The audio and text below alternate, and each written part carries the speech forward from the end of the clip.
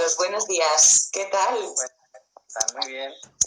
Aquí, como todos, pasando el encierro y un poco ya aprovechando de salir un poquito más a tomar Al aire. paseillo. Volver a la ciudad.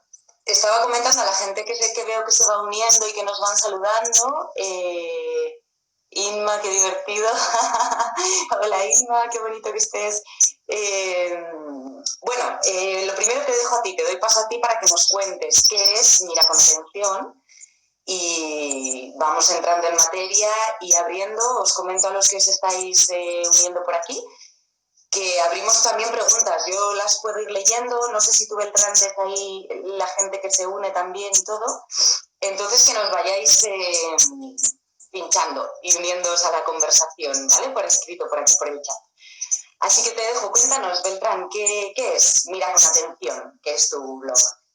A ver, Mira con Atención, bueno, es un blog y a futuro espero en un proyecto un poco más grande. La idea es unir distintas disciplinas que tienen que ver con principalmente el audiovisual, la ficción y la serie, las películas, eso, como una herramienta para poder aprender para nuestra vida, para desarrollarnos, para trascender, como uno quiera llamar, para un contacto con la sabiduría. No es un blog de cine, no es un blog de series, donde se comente o se haga crítica, sino más bien es un blog para encontrar un espacio para encontrar preguntas significativas que nos puedan conectar, que nos puedan removernos y que nos sirvan también para aprovechar esas horas, que sobre todo ahora últimamente, que estamos viendo mucho, estamos consumiendo, no es una palabra que me guste mucho, pero que estamos viendo, para enriquecernos de una manera sencilla, entretenida, sin que tener que recurrir necesariamente a libros o cosas así, y aprovechar esos momentos. ¿De dónde nace esto? Porque apelo aquí, abro un poco tu mapa vital, ¿no? Tu puzzle, tú eres guionista y asesor de guión y coach ontológico también. Entonces entiendo que en Mira con Atención se unen estas dos herramientas. Claro, esa y otras más, he hecho muchas cosas, pero a ver, esto era en el año 2016, yo tenía ganas como de empezar a explorar el mundo digital y eso, y tenía ganas de contar cosas, pero no sabía muy bien el qué. Entonces buscaba cosas para padres, temas de formación, incluso temas de empresa. Y esto, como me di cuenta en un momento, la clave me la dio viendo las películas infantiles con mis hijos, que de pronto, bueno, las películas de niños salen las cosas como a veces más claro, porque el tema de las emociones y eso está mucho más a flor de piel. Y también porque de pronto empezamos a conversar con los peques, sobre todo el más grande en ese momento ya que ama, muy avispado. Pero salía, oye, ¿y este personaje? Ponte tú Ice Age 2, donde hay una mamut que se cree zarigüeya. Oye, pero ¿cómo puede ser que esta se crea zarigüeya? ¿Y por qué no se reconoce como mamut? Estábamos viendo, no sé, Los Increíbles, ¿y qué pasa con esta familia? ¿Qué le pasa a ese padre que no puede ser de superhéroe y tiene que estar metido como funcionario? Y ahí me empezó a dar vuelta y de pronto dije, oye, ¿y si lo junto esto y voy creando ahí un poco, sobre todo para sacar preguntas? Y lo principal en cualquier proceso de aprendizaje y mucho a través del coaching son las preguntas significativas. Entonces ahí me empezaron a surgir estas preguntas y dije, bueno, capaz que aprovechando los conocimientos de guión, que es como saber el truco que están ocupando los que crean la historia y la ficción, con lo que es aprendido de coaching, de psicología, de formación y el contacto humano, poder juntarlo y hacer una cosa que sea eso, para aprender, para sobre todo conectar a través de preguntas. Hay algo en esto que rescato porque hablas de las preguntas de los niños viendo la ficción. ¿Esto es algo habitual o es que no solemos escucharlo? O sea, quizás la primera clave esté ahí, ¿no? En escuchar las preguntas que nos plantean los hijos en este caso. Claro, a ver, lo que uno puede pensar, esto yo no he descubierto la pólvora ni nada, desde que el mundo o los seres humanos existen, se han contado relatos, y muchos de esos relatos son muy ejemplificadores, son para enseñar, tanto los cuentos de hadas originales, que en realidad eran una cosa bastante estremecedora para muchas veces poner límites, definir un marco moral y eso, siempre han tenido esa cosa como de interpelarte. Lo de preguntarse lo que está ocurriendo allí, creo que ya requiere una cierta conciencia sobre lo que uno está viendo, ¿vale? Pero parte de una cosa que sí nos ocurre a todos, y es que para poder ver, o sea, para que nos pase algo en una película, o para que nos interese una película, tenemos que identificarnos. Esa es la base como de cualquier guionista, te dice que si no te identificas con los personajes, sobre todo el protagonista, pero con lo que está ocurriendo allí, nadie te va a ver.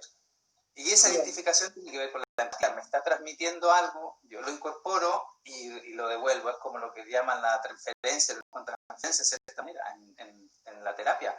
Pero eso, me llega algo, yo lo proceso inconscientemente y me produce una emoción, ¿vale? Y yo la devuelvo. O sea, y eso, a partir de ahí, de eso que me está pasando, pueden surgir preguntas. Lo que pasa es que, bueno, generalmente lo vemos, queremos desconectar y no nos hacemos esas preguntas, pero ya con lo que nos ha ocurrido, ya hay una tecla que siempre se está tocando y que tiene que ver con nosotros, en mayor o menor medida. O sea, para hacerte el ejemplo concreto, uno llora en una película no necesariamente por la escena que creó el guionista, por los diálogos, por la postura de cámara o la música. Es porque todo eso te resuena. Por eso que algunos unas películas le hacen llorar y a otros no. Unas le hacen reír y a otros no, porque tiene que ver también con uno mismo y que es como también la base del coaching, de la terapia y eso. Bueno, me acuerdo hace poco, bueno, hace ya, pero un amigo vio una película, no me acuerdo cuál es ahora, y me la recomendó muchísimo, muy emocionante, él había llorado mucho, todo. Y yo cuando la vi, le dije, ¿a mí?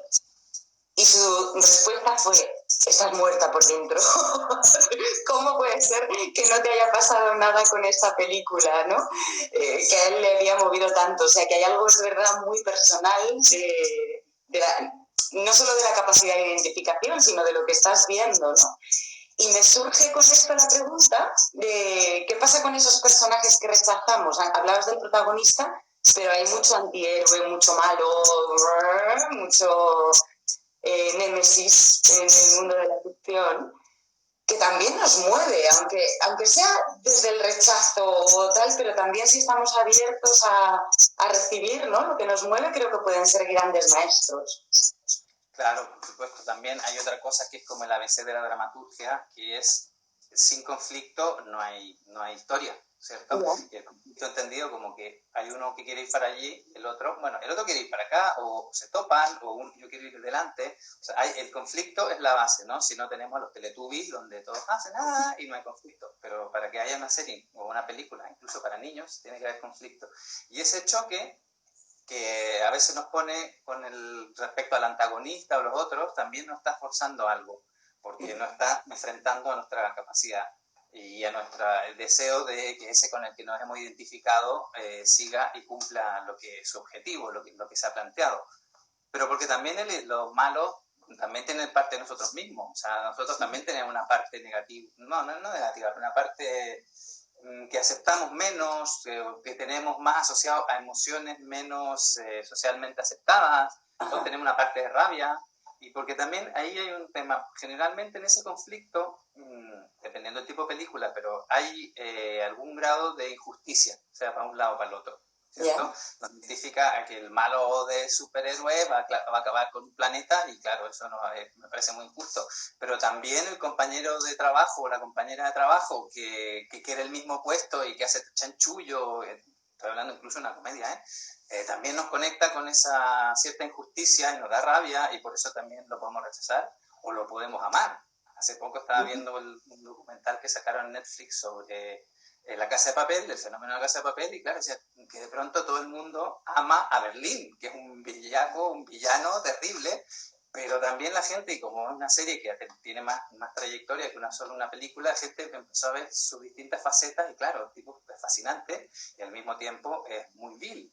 O, por ejemplo, en El silencio de los corderos, eso de los inocentes en Latinoamérica.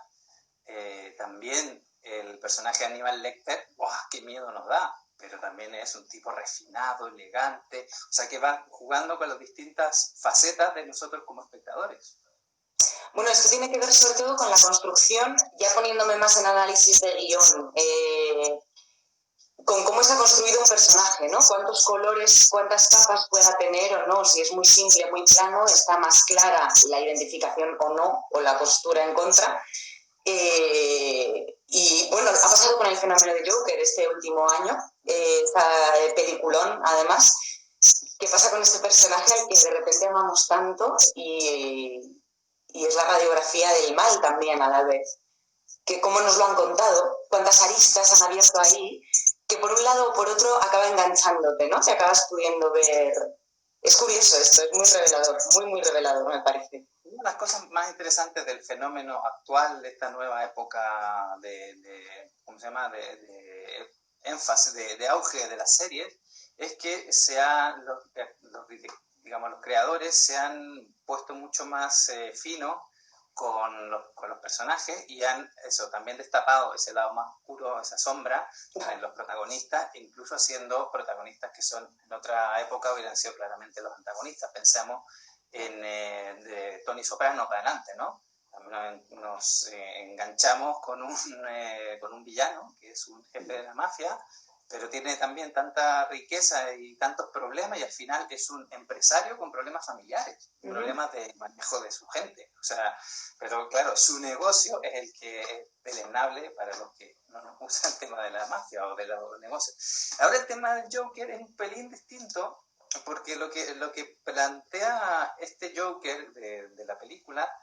si bien se inspira en el villano de Batman que todos conocemos, el de la risa, el de todo este tema, aquí nos da otra cara. Él nos muestra un personaje muy frágil, tanto mentalmente por su contorno y eso, cómo se va hundiendo en un abismo y del cual su manera de salir es a través de la venganza, a través de la ira, a través de la impotencia y ¿cómo se llama?, del resentimiento. Entonces, más que villano, al final sí, ya lo vemos como un tipo cuando ya suelta todo, saca todo lo que tiene dentro, pero al principio es un pobre diablo, un pobre payaso que le pasa de todo, que nadie lo respeta, que una de las entradas de las últimas que yo he hecho sobre él, porque tiene que ver con la dignidad. El tipo lucha por mantenerse, por mantener su trabajo, sale persiguiendo a los que le quitan su cartel con zapatos de payaso, o sea, una cosa muy patética, pero él no suelta, no dice, se lo llevaron, busca, le dan una paliza, y uno por ahí se va identificando al final, y la gracia es que cuando ya te identificaste con él, ya que ya vives lo de él, claro, cuando se vuelve un psicópata, cuando saca lo que tiene dentro,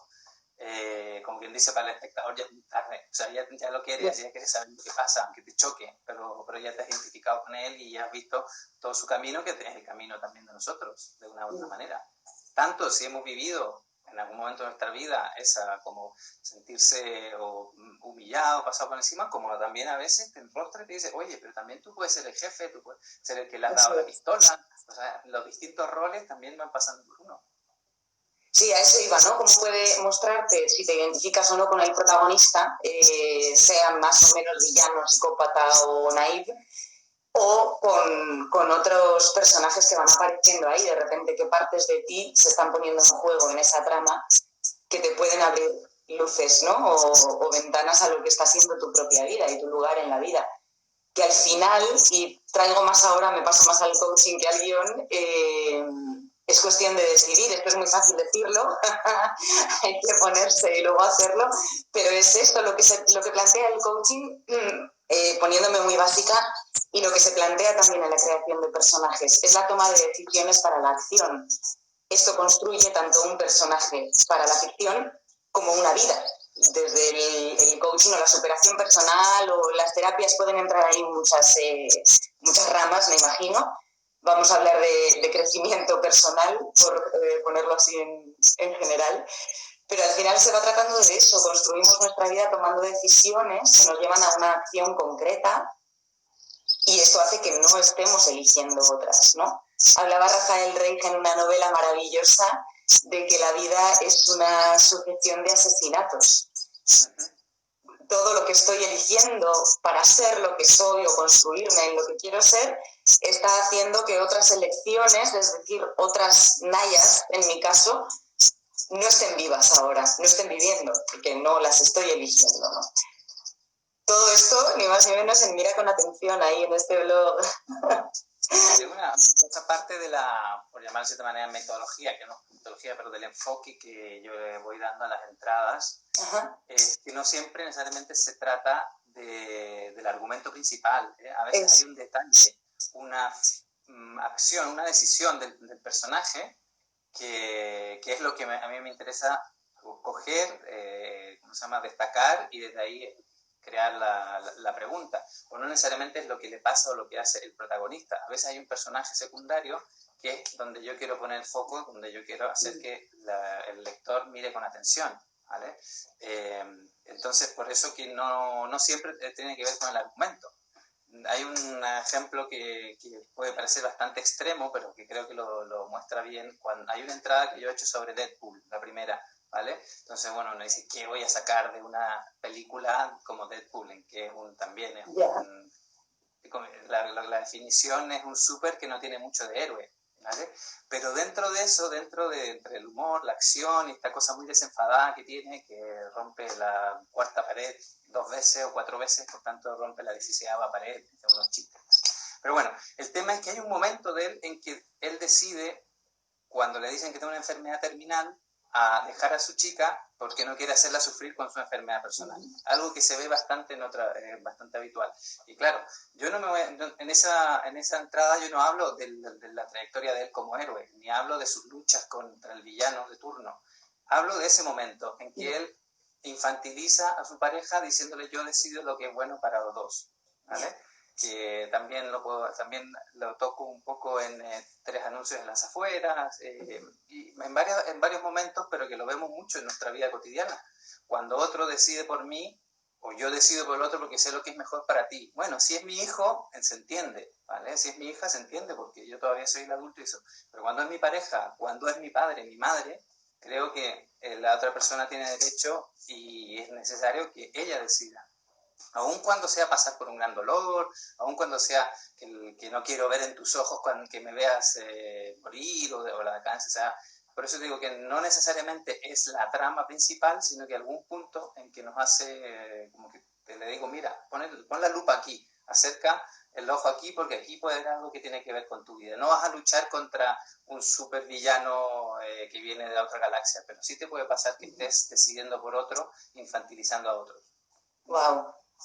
Claro, ahí es para mí la gran invitación y lo que más me atrae de Mira con atención tiene que ver además con el nombre, ¿no? No solo bebes o analizas o cuestionas la trama principal o el de qué va la peli o la serie en cuestión, sino que es cómo elegir de todas esas historias y personajes que se están planteando ahí, pues lo que también puede tener poder y nos puede pasar desapercibido en una primera mirada de ocio. Cuando yo me siento a ver algo para apagar la cabeza y ya está, me pasa como por encima, ¿no?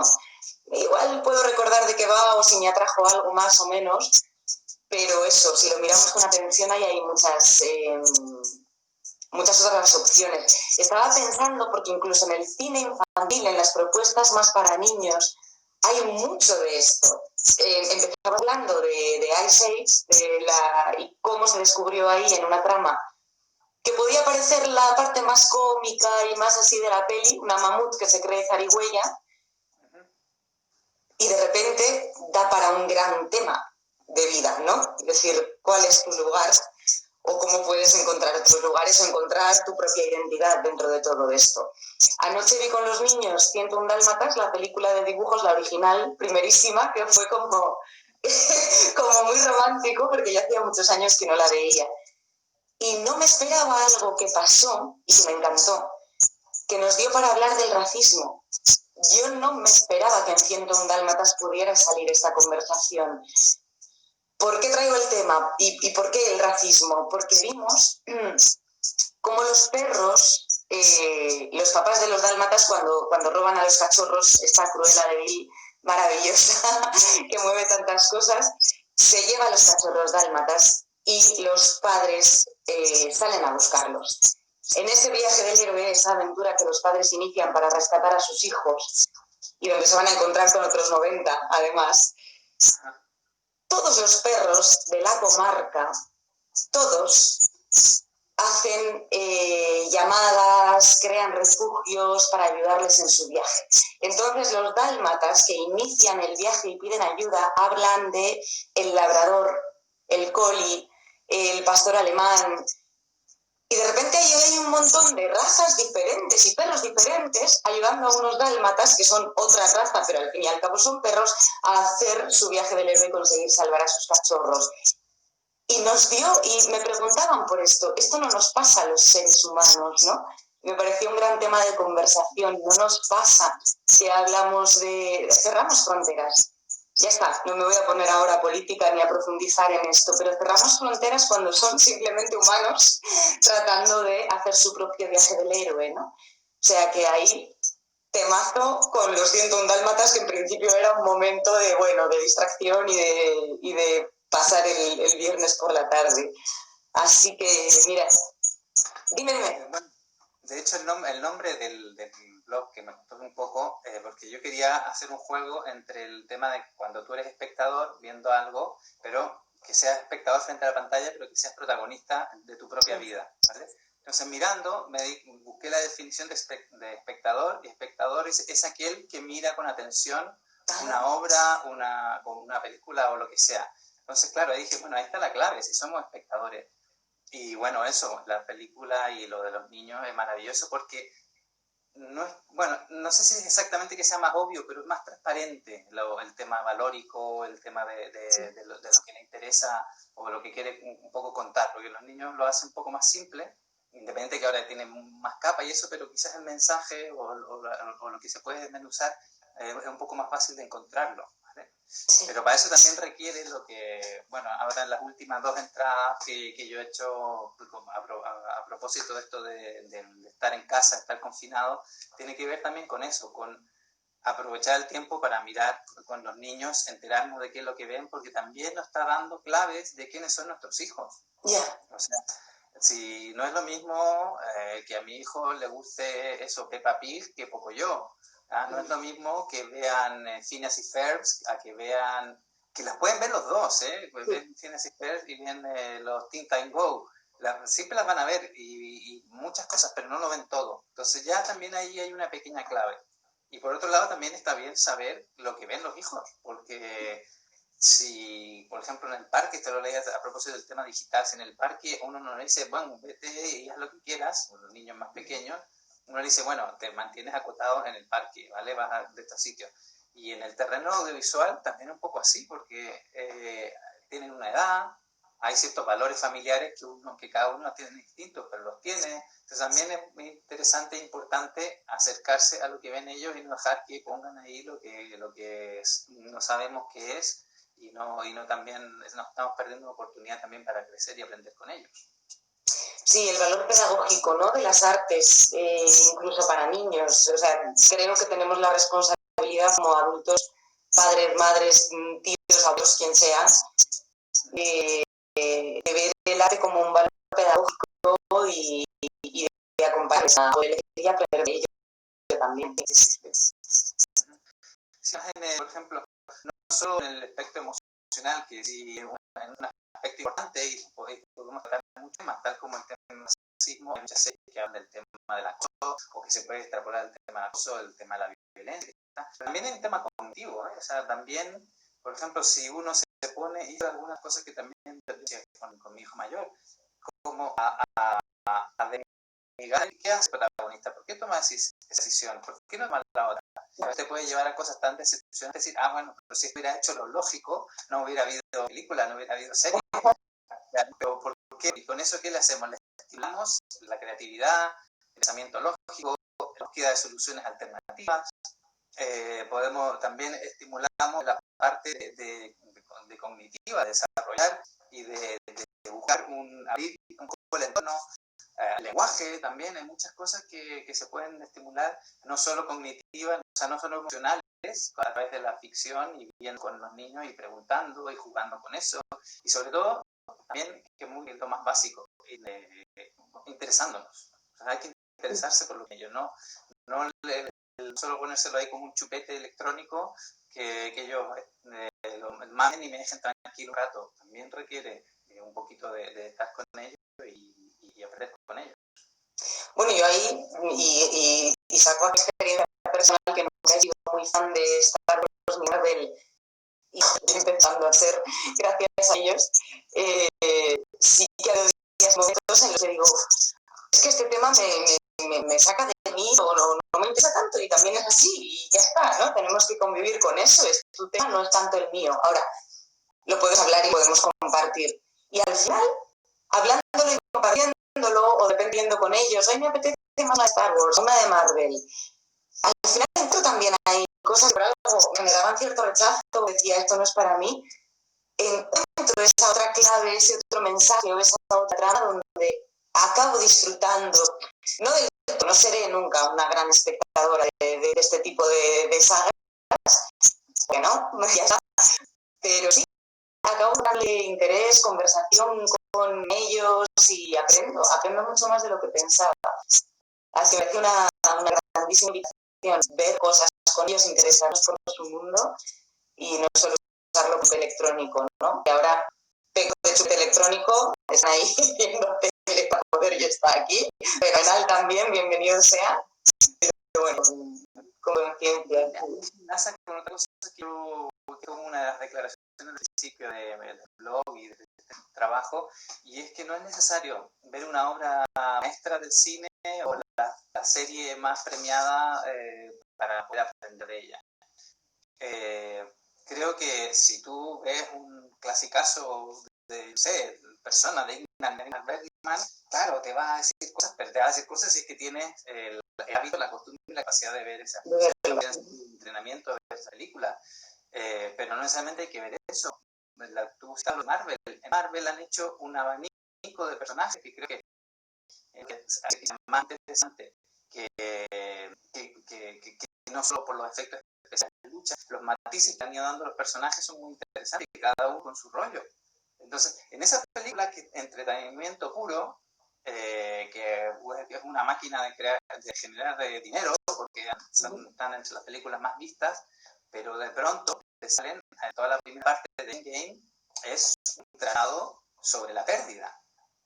Tienes media hora de película de superhéroes en que prácticamente no hay disparos ni cosas, y te muestran desde la persona que ante la pérdida de la mitad de la población, esto no es presente un spoiler, ya se sabe, de la mitad de la población de todo el universo, uno se dedica a hacer grupos de terapia y ayudar a otros. El otro se encierra en su mundo y crea una burbuja que está mejor que todos. El Thor ha perdido todo su mundo, toda su gente, y se dedica a beber cerveza, jugar videojuegos y a engordar.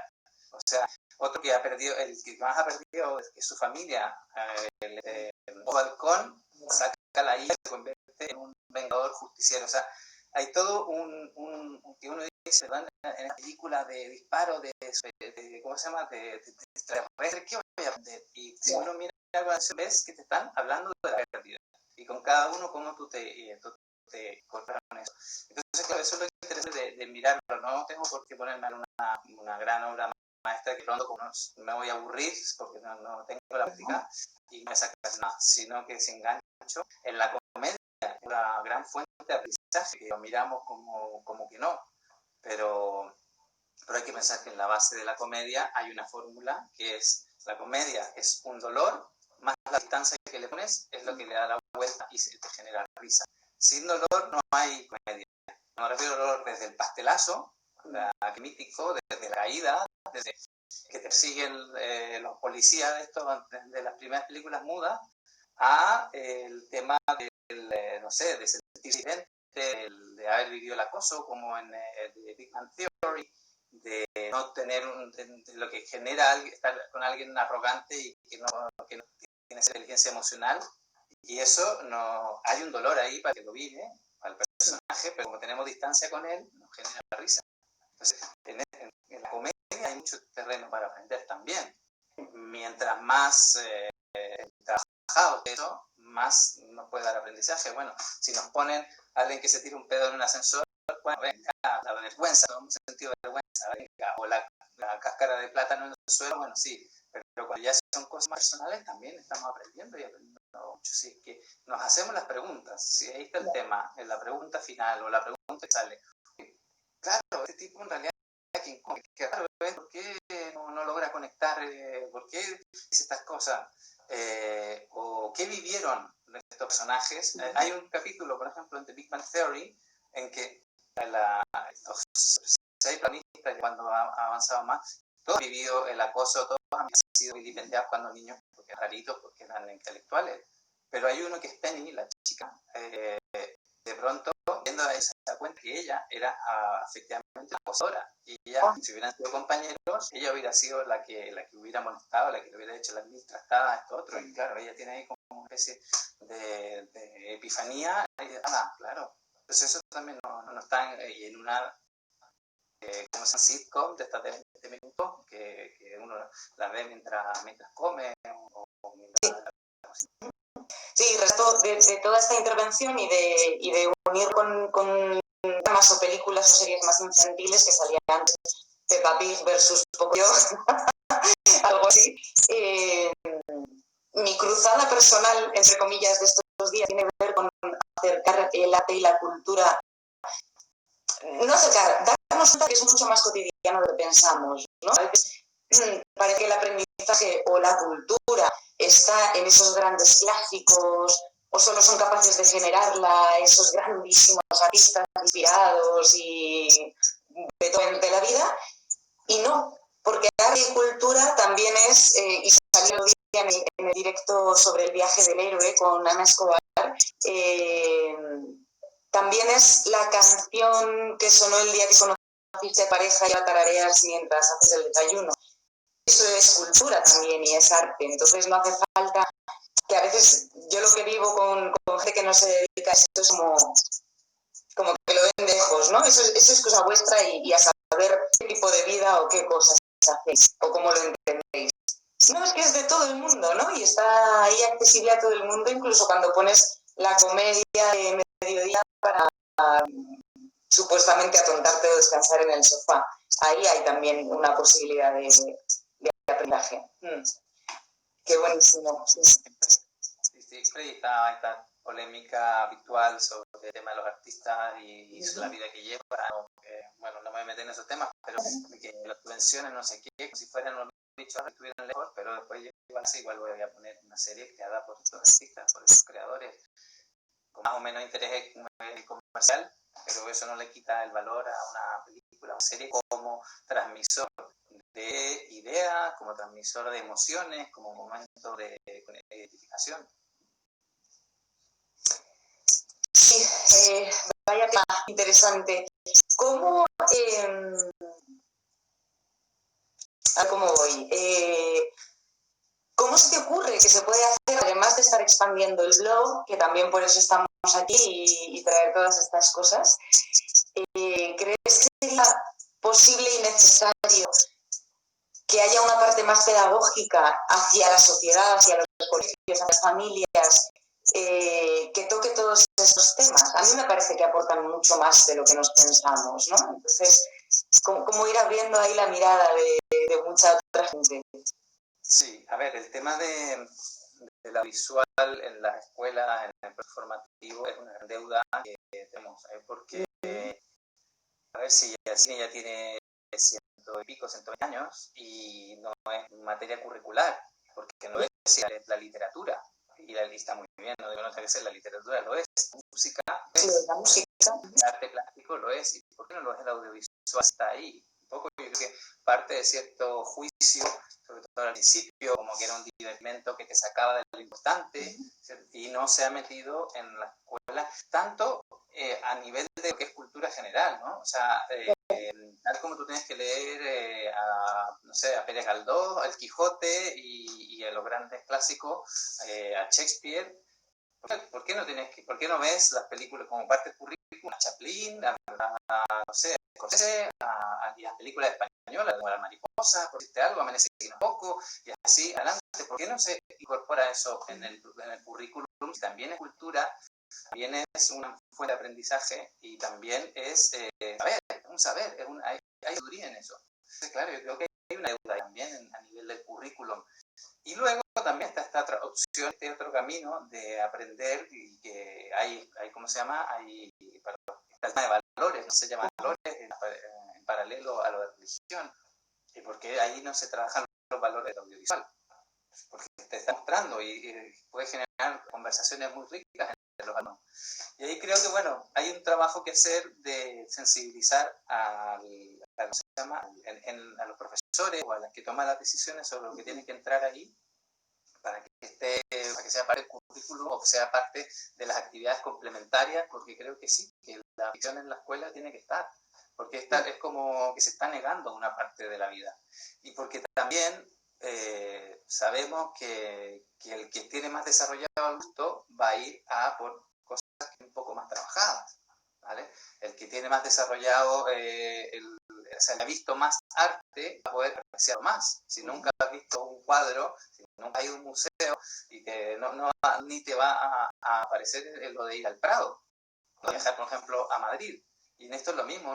También están todo el día enganchados a estos youtubers, no sé qué. ¿Qué películas ven? No, lo que sale. Porque claro, porque los niños desarrollando el gusto no saben que hay algo. Y los clásicos, ¿qué voy a ver clásicos? Y si le ponen a un niño un Chaplin, no sé cómo uno quiere decir, y aunque sean las primeras, o que se persigan y se caigan, te dicen, mira. Y si conocen esa comedia, hay cosas ya en la comedia actual que hacía algo mucho más trabajado, o hacía lo mismo en 1914. Claro, me pones ahora el tío haciendo esto, se va desarrollando un gusto, y ahí que también hay unos aprendizajes.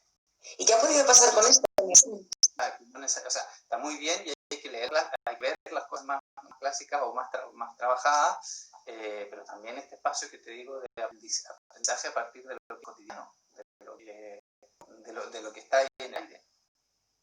Y a lo que iba, ¿qué ha podido pasar en estos 120 años de historia del cine, dices, para que llegue a despreciarse? Sí, voy a usar la palabra, o a no considerarse al menos como fuera aprendizaje de cultura, de historia del país y de muchos otros países donde podemos acercarnos a aprender cosas.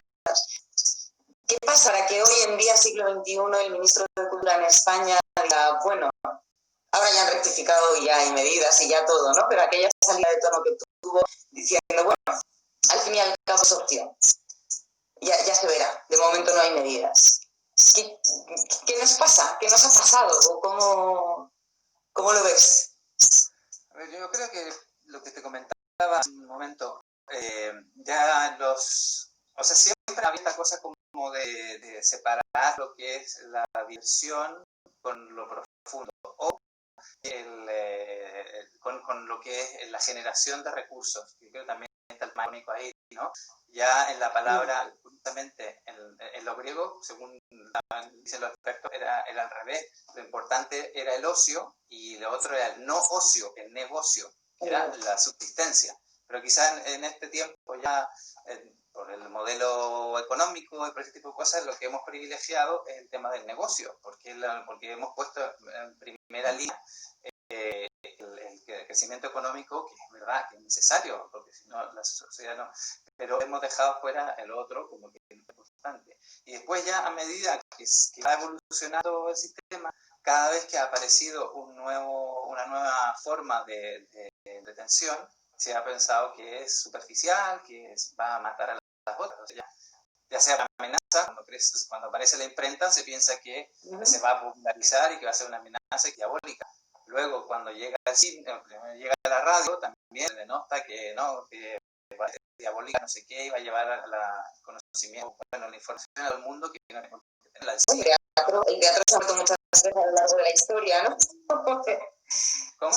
El teatro que se ha muerto muchas veces a lo largo de la historia, con cada nueva aparición de lo que sea, el teatro va a morir y ya nadie va a ir al teatro y hay que volver a rescatar el para qué sirve el teatro y desde dónde y cómo seguir haciendo teatro. Y siempre se salva, ¿no? Nunca se ha llegado a morir del todo, pero... Y el teatro ¿cómo se llama? De esto mismo, y además que tienes al actor, a la actriz, a veces al músico ahí delante, y la interpelación es mucho más fuerte. Sí. Yo no incluyo en general el teatro en Mira con Atención porque el poder de que lo vean es mucho más pequeño, ¿no? Por eso que o sea, la cantidad de gente que puede haber ido a ver una obra que estuvo aquí en cartelera es muy pequeñita, pero el proceso es la misma, porque la dramaturgia, porque son historias, porque hay conflicto y eso, y además tiene el componente de tener a la persona ahí, que la estás viendo, que que la sientes, ¿no? Sientes como pisa en el escenario, y eso ¿verdad? O sea, hay un tema ahí como de que esa parte es prescindible, pero sin embargo estamos todo el día o enganchados, ya sea en la radio, porque estoy haciendo cosas con radio, viendo, poniéndome algo al terminar el día, está ahí.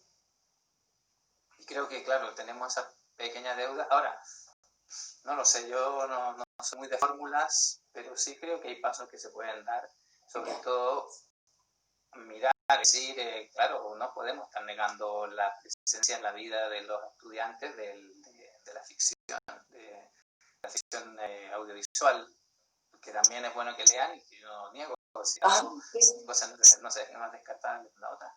Sí, nada sí, pero igual, apelando a la literatura bien, podemos recurrir a los grandes clásicos, o podemos leer la novela de verano, y también ahí estamos aprendiendo cosas, ¿no? Igual que decíamos con lo del cine de los grandes clásicos, las últimas grandes producciones o comedias románticas para supuestamente pasar el rato, nos están trayendo mensajes, hay artistas ahí creando eso para que de alguna manera te llegue y lo disfrutes, es toda una cadena, la deuda no es tan pequeña, que decías antes, la pequeña deuda, a mí me parece que...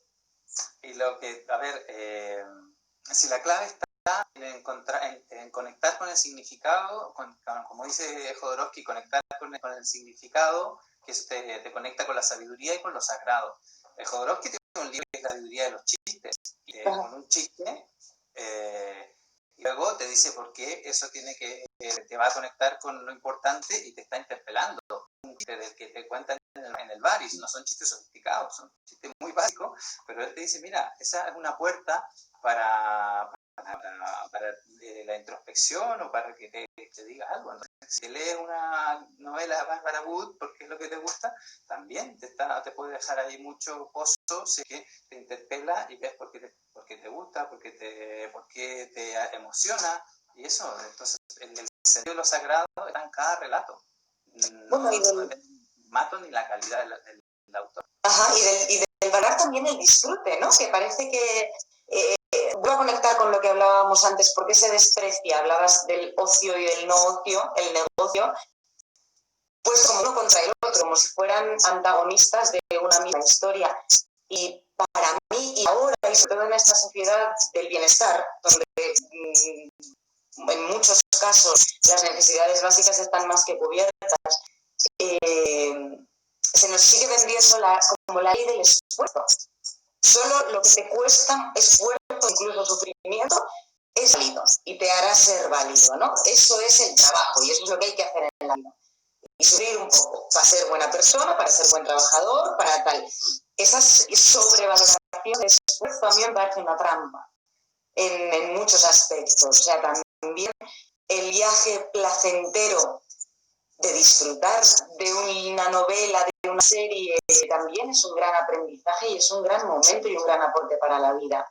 Mira, por aquí empieza a haber más intervenciones. Si miramos con atención, en todos los lados hay puertas, dice Ana, que sí.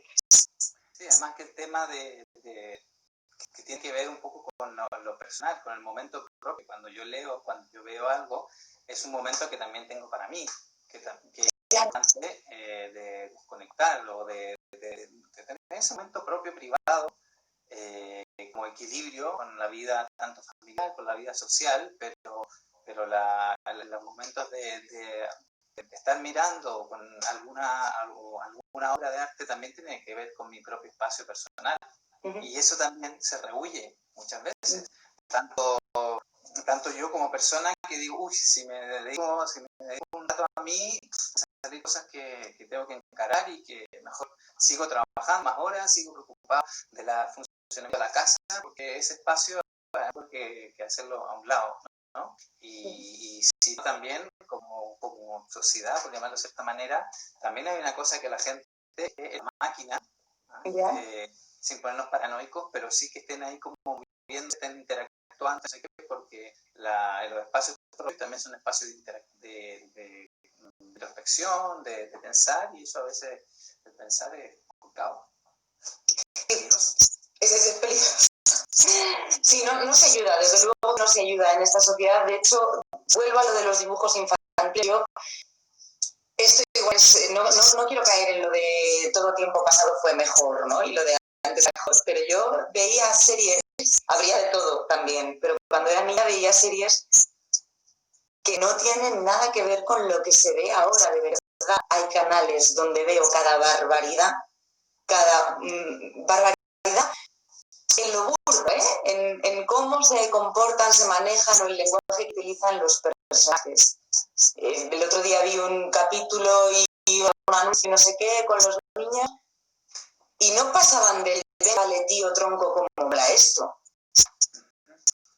Me parece que está cayendo en hacerlo más burdo todavía precisamente por dejando escapar todos esos mensajes o espacios personales que nos pueden aportar cosas, porque al final eso, pensar es peligroso y entrenar a los pequeños a pensar hará adultos conscientes, capaces de cambiar cosas, ¿no? Ahí ya es mucho más del tema, pero...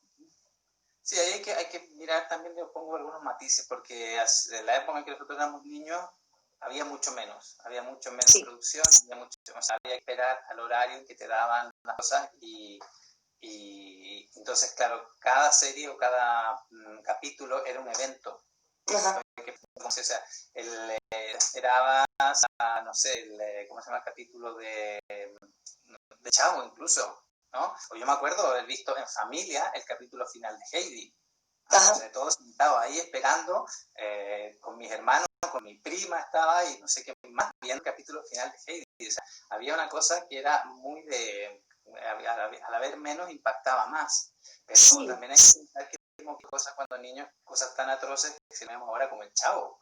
Yeah. El Chavo es una cosa muy heavy que hoy día es, por llamarlo de una manera, totalmente políticamente incorrecta. O sea, un niño abandonado que vive en un barril, que todos le pegan, se pegan entre ellos, se insultan, se no sé qué.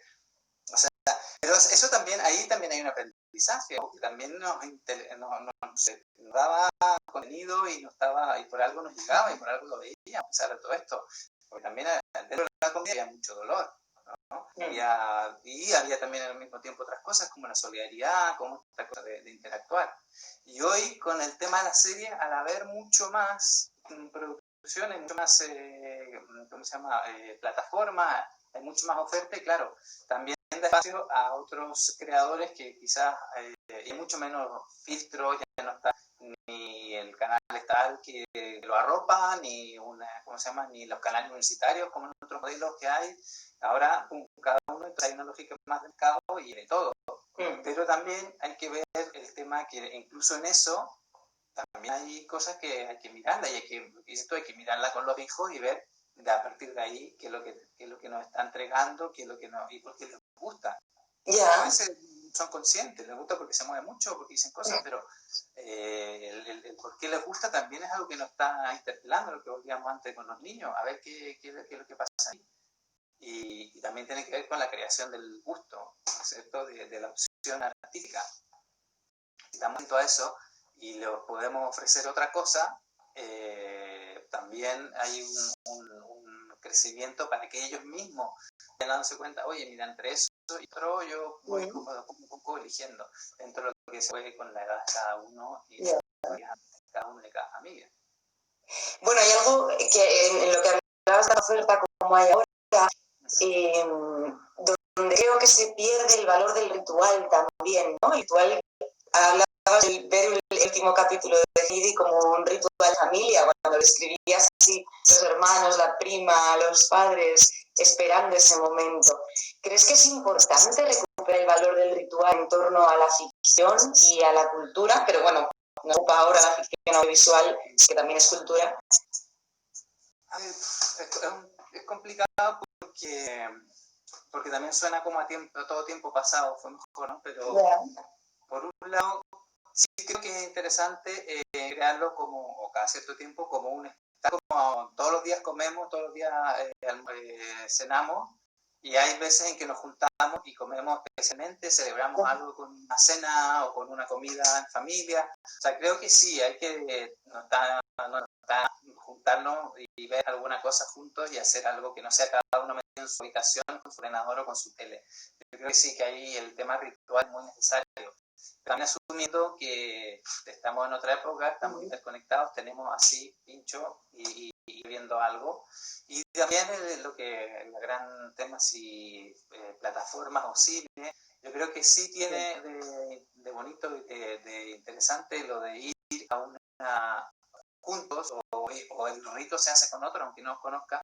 Cuando me siento en la butaca, juras y pum, se proyecta la película. También hay un pequeño rito que es compartido. Ahora, tampoco creo que haya que sacralizarlo.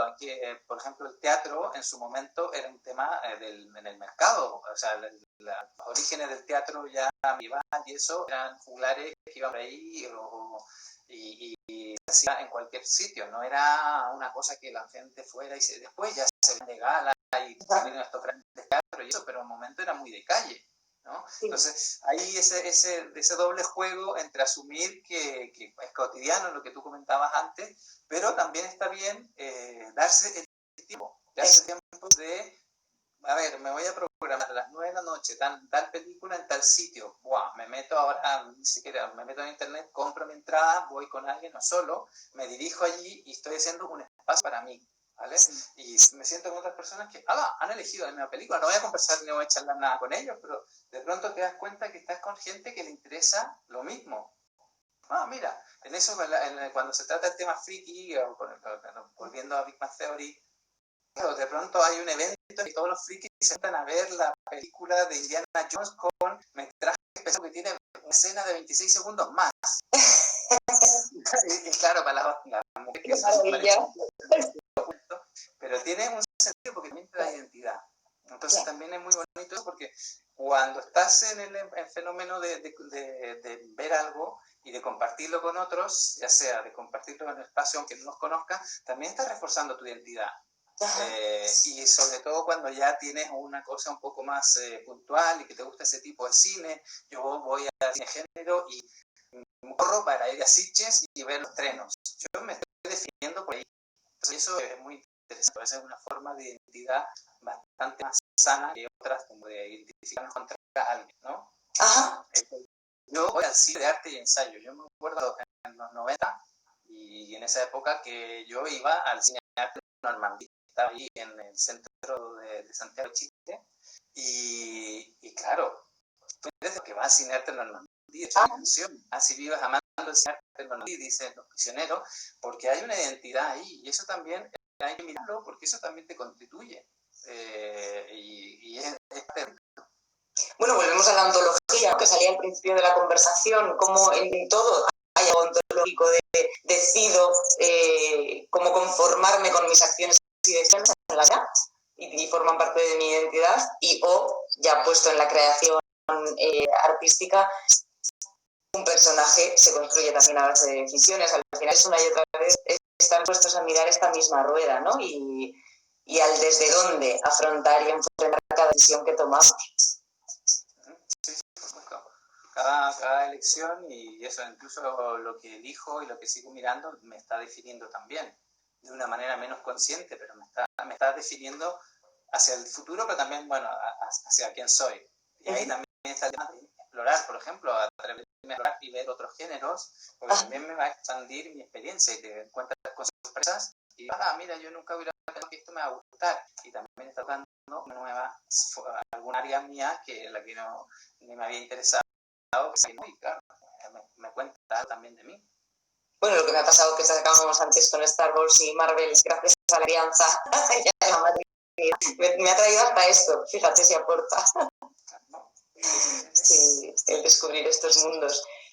Me gustaría que rescates algún post que haya sido especial para ti a la hora de generarlo o de tener visionar el material para después generar esa flexión que siempre traes en tu blog. Sí. A veces me vienen a la mente algunos. A ver, por ejemplo, para ponernos más intelectuales y culturetas. Hubo uno que yo hice sobre Buñuel, que lo tengo por aquí. Voy a poner así. Sobre El Ángel Exterminador, ¿vale? Que es una película compleja de Buñuel, surrealista y eso, y para hacerlo muy sencillo, se trata de un grupo de gente muy elegante, muy fina, que va a una recepción y están ahí en el cóctel y de pronto nadie se va, nadie se quiere ir. Nadie, como al principio se va pasando la hora, y a las 5 de la mañana, 6 de la mañana, 7, mira, y nadie... Perdona, me avisa esto de que quedan 30 segundos, si se desconecta volvemos a entrar rápidamente. Nada, y eso, y la pregunta, que, o sea, empieza a pasar la hora y todos se quedan ahí y ninguno se va a su casa. ¿Y por qué? ¿Por qué nadie se mueve? Es lo que te está diciendo. Y la pregunta un poco ahí.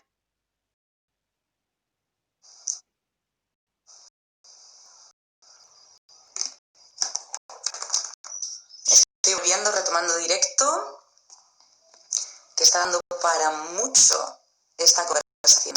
Vamos a ver si aparece Belán desde Mira con Atención.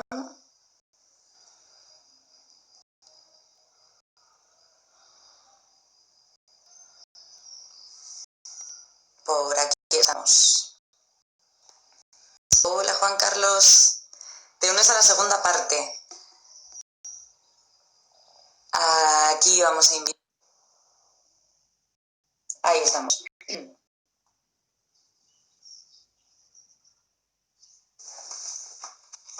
Aquí estamos, de nuevo. Siento la interrupción, pero sí, el señor Instagram nos ama. Continúa. Rescatamos un post que es para ti especial y tanto de entregar como de visionar el material que te ha llevado a él. Lo que comentaba, la película esta del Ángel Exterminador, estas señoras muy elegantes, muy además muy refinados, empiezan a estar ahí y nadie se va y nadie sale y es como que ven una isla como náufragos y de pronto empiezan a salir las bajas pasiones y todos son sobrevivientes y pelean entre ellos y se ponen los cuernos ahí mismo y todo un proceso de degradación muy heavy, muy vulneriana, hay que decirlo. Pero a mí cuando la vi dije, ¡hala! Y la pregunta que todo el mundo se hace siempre cuando ve esa película, ¿por qué no se van? ¿Por qué no salen? Entonces ahí a mí lo que me habría... ¿En qué situaciones de nuestra vida no tan extremas estamos ahí? En algo que no nos gusta, que nos incomoda, que nada visible nos impide dar un paso, pero seguimos allí. Sí. Y pensando en que por qué sigo en un trabajo que no me gusta y ni siquiera he actualizado mi currículum en LinkedIn. Yo entiendo que hay momentos en que no se puede, pero no he dado un pequeño paso porque sigo viéndome con los mismos amigos en el bar que en realidad no me aportan nada y sé que no aportan nada y podría estar haciendo otra cosa y sigo ahí. Entonces, a partir de ahí creo que genera muchas preguntas muy interesantes de una situación claro, que es absolutamente inverosímil, pero que te interpela mucho y cuando la ves desde la pregunta sobre por qué no se van, me puedo volcar a mí y decir, ¿por qué no salgo de esas situaciones en las que estoy metido y no hago nada por evitarlas o por dar un paso más? Eso para ponernos culturetas, también hay otras más. Pues ahora me pongas cultureta y pues más algo más. ¿No has analizado Peppa Pig? Mira, te lanzo el gancho. Te reto aquí a la entrada de Peppa Pig en tu blog. A ver, Peppa Pig lo que tiene es que no tiene mucho conflicto, la verdad. Peppa Pig tiene un poquito, sí, es verdad que tratan temas como la competencia, la envidia, y esto con las compañeras que a veces tienen que, no sé, van a una carrera y quién gana, que no, hay una que tiene que competir con otra y se dedica a... Sí, eso está muy interesante. Ajá, ¿ves? Está la señora de todo sola, y lo todo, hay mucho tema ahí. Eso también es otro tema, pero hay una que es como muy evidente, y es que tienen que ir a la Olimpiada de la clase y tienen que competir y con su compañera, no me acuerdo con cuál, supongo que será con Susie Sheep, se pone a discutir quién es la que corre más rápido y quién es la que va a ganar, suena el pistoletazo y siguen discutiendo. No, que yo voy a ganar, y todos los otros ya emprendieron y obviamente llegan última. Entonces, claro, eso también es muy bonito porque te dice, a ver, ¿en cuántas cosas tú te estás ahí analizando o discutiendo si es mejor o no, pero no la estás haciendo? Claro, ahí te dice, mira, en algo tan básico como Peppa Pig, te están poniendo un ejemplo de cómo te enrollas o cómo te enredas en cosas, en el hablar o en una discusión o en pensar y no probar a hacerlo, aunque no hayan ganado igual, o sí, pero se quedaron en la línea de partida sin hacerlo porque entiendo que era mejor. Bueno, del Ángel Exterminadora, pero aquí hemos pegado un repaso amigo de AUPA, todo el panorama audiovisual. Muchas cosas, lo de Pocoyo, que tiene un trabajo muy bonito con los celos, con sus amigos, con el conflicto, con la pelea, con el no diálogo. O sea, tiene unas cosas, tiene una escalada de violentas en el término de eso, del Pocoyo, que son ejemplares. O sea, esta cosa de hay una que es muy explícita porque construye un muro, pata a un lado y Pocoyo al otro, y empiezan a caer, a subir más el muro, a subir más el muro, a subir más el muro, y además ya no se ven. Empiezan a hacer creer al otro que lo está pasando súper bien. Igual también lo he visto muertos de risa, ¿no? Que ponen que está en fiesta y no sé qué para hacer creer al otro que está mucho mejor. Claro, el puesto en términos de adulto es muy violento, pero puesto en términos de niño, claro, uno se ríe, los niños se ríen, pero al ser de niños, ¿cómo se llama? La voz en off los hace ver un poco la importancia de conversar. Entonces, también ahí hay un aprendizaje. Y lo vemos y lo conversamos con los niños y le sacamos un poco de chicha. Oye, ¿qué es lo que ha pasado? ¿De qué otra manera podrían haber actuado? ¿Por qué se enrollaron en eso? ¿Te pasará eso con tu hermano alguna vez? ¿Te pasa conmigo? ¿Con tu mamá que no quieres hablar? ¿Con tu papá que no quieres hablar? ¿Nos referiste y empezamos una escalada? También ahí hay preguntas que pueden ser muy simples, a partir de algo muy simple y muy visual, como los dos amigos que van construyendo un muro para no darse. Hay algo, sigo el hilo de lo infantil que nos está ahora moviendo. Tus dos posts tienen que ver y están dedicados especialmente a las familias en esta situación de pandemia, cuarentena mundial, confinamiento, o como lo vamos a llamar. Veo, esto pongo a Instagram, ahora nos desarrollas también tu tema de los posts, que para poder enseñar y aprender con los hijos e hijas viendo ficción, más que tener el aprendizaje dispuesto o disponible, es escuchar, ¿no? O sea, cuando te hablaba antes de que anoche en 101 Dálmatas surgió una conversación sobre el racismo que nunca me hubiera imaginado, yo no pretendía enseñarles nada, ni poner esa película para que aprendan algo. No, simplemente íbamos a pasar un buen rato comiendo una pizza y ya está. Y ahí, afinando la escucha y estando disponibles, sale el aprendizaje, ¿no? Y sale la conversación que nos ha tenido ocupados bastante rato, además. ¿Cuáles son las claves puedes aportarnos ahora sí que de manera simple? Además de leer tus posts, que están súper. El primer paso, ¿cómo se llama? Imprescindible, necesario, aunque no es interesante ver, sentarte con ellos de una manera lo más liviana y menos prejuiciosa, porque claro, no es lo mismo decirle a un niño, oye, ¿por qué te gustan los dibujos? ¿Por qué lo que hay que ofrecerle? ¿Cómo soporta esos garabatos ahí, eso chillando y no sé qué? Obviamente ahí no voy a tener un diálogo, porque cada vez que se nos critica, o sea, aunque criticamos lo que se está viendo allí, siempre cuando pasa eso, no sé, por una cierta identificación sentimos que nos están criticando a nosotros. Como cuando recomiendo una película y te dicen, no, es un bodrio, boom, no sé por qué, pero sentimos que nosotros somos los bodrios, sentimos que no volvemos. Lo primero es sentarse, ver atentos, sin juicios y a partir de ahí tratar de buscar formas de conversar. Los niños te cuentan mucho. Yo atento, ¿verdad? Que mi hijo pequeño ahora cada vez que está viendo mucho Bob Esponja y aunque hablaban por teléfono o videoconferencia me dice, papá, y en Bob Esponja pasó tal cosa y él me está contando que le interesa y quiere compartirlo conmigo. Entonces yo creo que si estamos más atentos y de pronto se puede, ellos mismos, lo que dices tú, vas a escuchar, ellos mismos te van a ir preguntando y te van a ir contando cosas. Y a partir de ahí se pueden hacer preguntas, jugar, dialogar. Los niños también actúan muchos personajes. Cuando les gusta, cada vez que vemos Piratas del Caribe, tenemos 2 días aquí de y acá se convierte en un barco. Porque ellos interactúan. Hay familias que tienen más tendencia, aquí en nuestra casa, claro, el tema está muy fresco y está muy a la par, pero si estamos ojo a visor, vamos a ver que ellos nos están transmitiendo mucho. Entonces, hay que estar muy atentos a ver qué es lo que nos cuentan. Y luego, eso, saber y estar al tanto de lo que hay de producción en general saliendo, invitarlos a ver otras cosas, Ajá. ya sea porque son clásicas, ya sea porque tienen una cosa que tiene más que ver con nuestros valores o con un poco lo que vemos como familia. Entonces también saber, hay muchos blogs de ficción ahora, hay sitios donde hablan de las series infantiles y no solo infantiles, también adolescentes.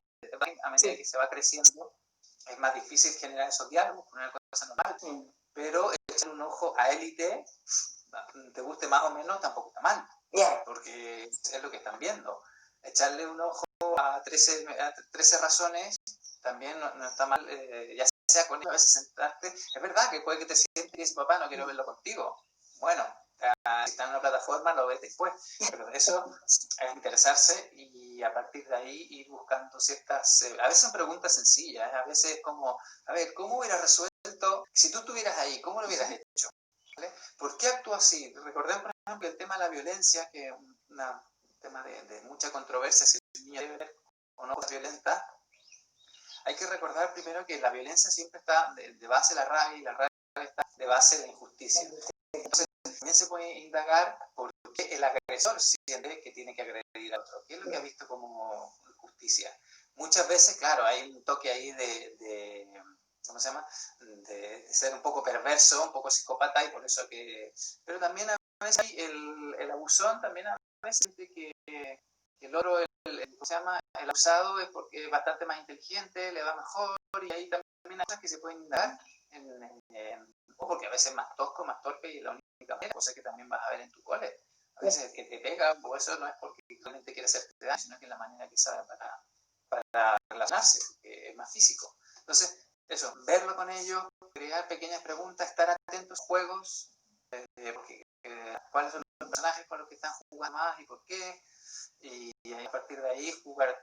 Y lo otro, que para mí es muy importante y que no voy a dejar de pasar, es ojalá para todos, pero con los niños hoy tenemos la oportunidad que no teníamos nosotros de ver las cosas en versión original. Ajá. Y ahí hay un gran tema. O sea, ¿por qué mi niño no aprende inglés? Cuando en los colegios ya hay mucho colegio bilingüe, pero chicos, estás perdiendo la oportunidad de ponerle ahí en inglés y que vaya, o en versión original, pero que vaya ya soltando el oído. Eso es verdad que mientras más pequeños comiences a hacerlo, más fácil te va a ser después, porque no va a ser una imposición, va a ser algo normal, algo natural. Pero creo que tienes ahí una doble cosa. Por un lado, porque te sirve para aprender idioma, los niños van soltando, entienden, empiezan a reconocer, ¿cómo se llama? Sí, extraen palabras, frases, quizás no traduzcan directamente, pero van o preguntan por la traducción o van ahí haciendo su metita, ¿no? Sí. Y hay después otros factores que también tienen que ver con el desarrollo y esto es un poco técnico porque sobre todo en países como España y Latinoamérica donde todo se oye doblado, pero es que hay un tema cuando el doblaje que también te está robando una parte de lo que tú estás viendo, porque el doblaje como se hace con una persona frente a un micrófono, con con su pantallita y o sea con su esta cosa para que no salga, para que sea más claro, te roban, si tú haces la prueba, te roban gran parte del sonido ambiente, de los matices, hay que decir los matices de la voz y eso. Pues también hay una parte de la realidad, de la ficción que te están quitando, que te están haciendo. Y además hay otro factor más, que esto yo lo he hablado con gente incluso del tema, que el doblaje, y esto tanto para los niños como para todos, si empezáis a poner atención, en este caso a oír una atención, te vas a dar cuenta que en el doblaje el tema de los roles y los estereotipos femeninos masculinos es muy fuerte y no tenemos conciencia. O sea, de partida son muy pocos los actores de doblaje y las actrices de doblaje respecto a todos los miles de actores y actrices que hay en el mundo, en otros países. Sí, pero esto lo hemos hablado mucho tú y yo, como inquietud personal además, de cómo se notan esos tipos de género en la voz del machirulo o de la chiquita, aunque les pasen cosas, aunque la historia sea otra o la heroína sea ella, ¿no? Pero sí hay algo de esa que esto es. Hay un tema ahí que cuando hablamos en estos tiempos del tema de género, de eso, pero no nos hemos dado cuenta que hay algo tan básico como que el país que vemos, el hombre tiene que ser así y además susurrado, y eso que en la vida real susurrando. La mujer hay como dos tipos, la que también es muy seductora, la voz de Phoebe, soy tonta aunque no soy tonta. El juez, dependiendo, le ponen la misma voz, me chillona, no sé qué, y hay 3 o 4 estereotipos para cada uno, y eso, como entre la velocidad y que ya estamos acostumbrados, pum, pum, pum, te lo están metiendo cada día, y es muy arcaico. O sea, ya vivimos los años 50 en que Humphrey Bogart hablaba así, no sé qué. Ahora hay otra manera. Entonces, estás pensando también hay algo, te están en cierta manera imponiendo una manera de hablar y una manera de decir que también creo que hay que revisar y hay que empezar a practicar de imaginación. ¿Sí? Wow, mira, ahí tienes otro reto para tu siguiente post. Escucha o oye con atención, ¿no? Que nos están contando, con todos nuestros respetos a los actores y actrices de doblaje, va esto por delante, pero que nos están contando y cuánto hay ahí por mirar también y por preguntarse una y otra vez. Sí, sí, sí. Los niños se ponen. El ángel exterminador, hay un poco de artefacto abúlico porque también nos da cierta pereza acercarnos y darle al botoncito ese para escuchar la voz. Nadie nos prohíbe hoy por hoy. O sea, antiguamente no podíamos porque uno tenía que ir con lo que había, ¿no es cierto? Pero hoy que tú le das a un botón en la tele o le entras ahí en tu plataforma y puedes empezar a escucharlo en versión original con título, con lo que tú necesites, o ir cambiando, también hay algo por qué no lo hacemos. A ver, voy a probar, capaz que descubra cosas nuevas. Estamos tan acostumbrados que es así, y en España, donde se defiende a capa y espada el doblaje, que el doblaje español es muy bueno, y eso es discusión que he tenido muchas veces, pero de pronto, ¿qué pasa si hago algo diferente y pongo la versión original y escucho a Robert De Niro, que lo he escuchado toda la vida con una voz y con su voz original, o a los actores que me gustan, o incluso en el humor? Hay mucho más matices en una sitcom con las voces originales que con el doblaje. Pues ahí queda. Retos para tus próximos posts, una invitación inmensa y que me encanta compartir a leer miraconatención.com, es el enlace al blog para aprender para la vida de toda la oferta audiovisual y de ficción que nos acompaña a lo largo de la historia, no solo ahora en plataformas. Y tanto hemos tocado como temas y obras más elevadas y otras, bueno, más terrenales. Así que en todo hay un aprendizaje. Y muchas gracias, Beltrán. Yo, por mí vamos cerrando. Me ha parecido súper interesante, revelador, y espero que a quienes os habéis acompañado y compartido por aquí también. Muchas gracias por estar. Y a ti por venir. Y hasta la próxima. Seguiremos buscando, buceando entre los blogs. Hagamos uno, venga, que quede así. Por favor, quiero que os veáis este post del blog porque me gusta. Bueno, hay una energía que a mí me gusta mucho, que es la de Trainspotting. Es una con Trainspotting 1 y luego 2 sobre Trainspotting 2 hablando del resentimiento, que ahí hice un trabajo muy fino de reconstrucción lingüística de las emociones y eso, hablar del resentimiento, que es algo que muchos llevamos dentro y que nos queda ahí dando vuelta. Entonces quise darle un poco y me centré en esa película, la primera muy noventera como yo, pero la otra tiene 2 años. Y eso, por un lado, la de Life, o sea, exprime la vida, que es el Trainspotting la primera, y la segunda sobre el resentimiento, que creo que es una herramienta, o sea, es una emoción, un estado de ánimo que hay que mirarlo y creo que nos da en esas muchas pausas, o sea, muchas pautas. Digo. Venga, pues me voy a animar ahora a compartirlo en redes, ese post en concreto que nos regalas, y muchas gracias. Seguimos dándole vueltas. Muy bien, gracias a ti. Chao, feliz día.